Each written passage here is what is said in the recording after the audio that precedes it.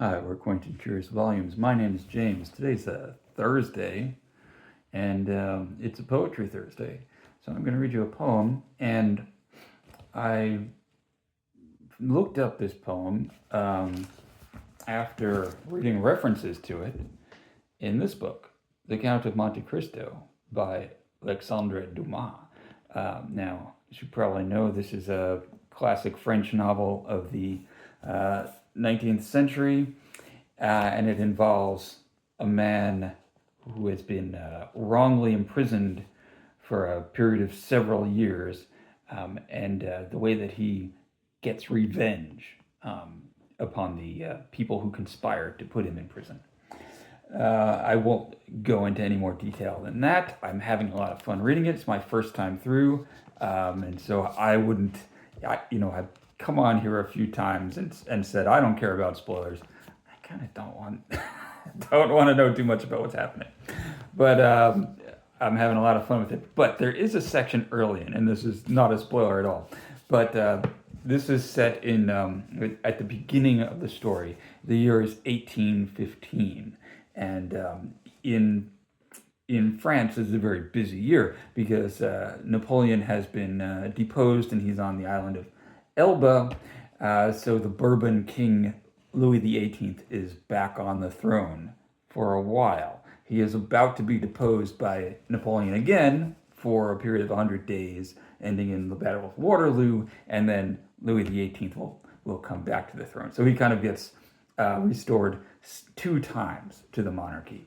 But anyway, Louis XVIII is a character in one or two short chapters in the beginning of this, and we see him sitting in his little study in the Tuileries Palace, and he's trying to work on he's reading Horace, the Roman poet Horace, and he's reading him in Latin, and he's annotating his book.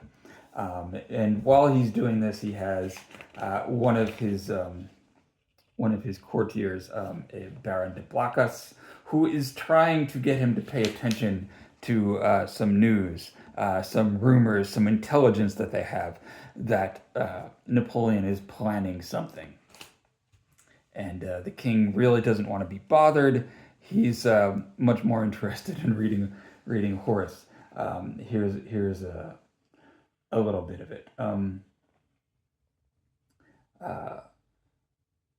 My dear Blacas, said the king, you are interrupting my work with your horrid tales.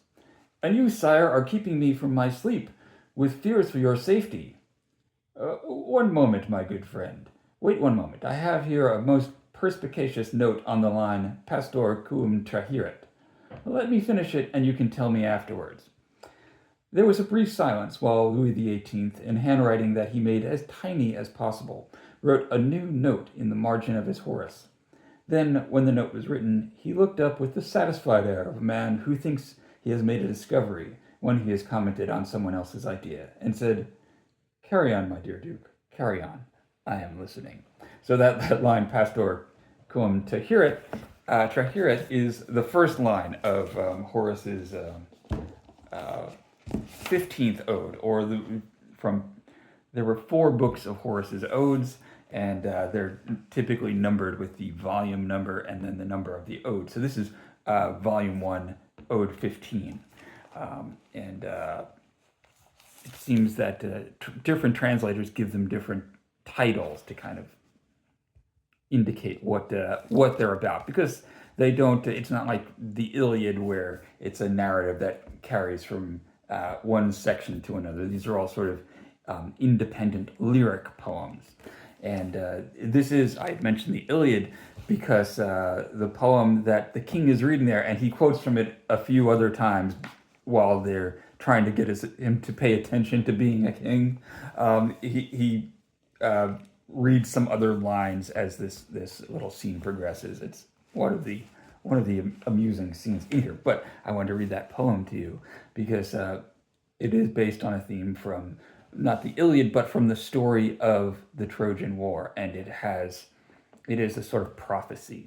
That line, Pastor comeuppance is the very beginning of this ode, which is while the shepherd was dragging, and so it refers to the shepherd is Paris, the Trojan nobleman who has abducted Helen of Helen from Sparta, her home in Sparta, where she was married to the king Menelaus. Uh, Viewers of this channel know the story of the Trojan War. But anyway, so this is a scene of him leaving Sparta on a boat, sailing back home to Troy, and he is visited by Nereus. I believe Nereus is some kind of nymph or a sea god who comes and delivers to him a prophecy. You think you're getting one over on people, but it's not going to go the way that you think. So I'm going to read to you from this edition of the Odes of Horace, translated by David Ferry. And he gives it the title, The Prophecy of Nereus. As Paris, beautiful, treacherous shepherd youth, betrayer of Menelaus, fled with his Helen over the waves to safety, or so they thought, Nereus, prophetic god, stilled the sea winds, and, becoming a seabird, sang of things to come. The little boat, becalmed, rocked in the water. Bad luck. Here begins the prophecy, and it takes up the rest of this poem. Bad luck for Troy that this adventure brings. The woman you are bringing home will bring against your home how many Grecian heroes, determined to undo what you have done, and to bring down the city of your father. Alas, what dolorous work for men and horses! Alas, what dolorous work for men and horses you are the cause of. Already I see the goddess Pallas Athena as she is putting on her glittering helmet, and as she is getting ready her shield and shining car, preparing her rage. What good will it do you to sit in your lady's chamber, Venus's hero, combing your beautiful hair and playing a tune on a kithara, of the sort that women like? What good will it do to try, in the palace room, to avoid the noise of battle, the spears and arrows of Ajax in pursuit? It won't be long, although, alas, too late, before your beautiful hair gets dirty enough when you lie down in the dirt.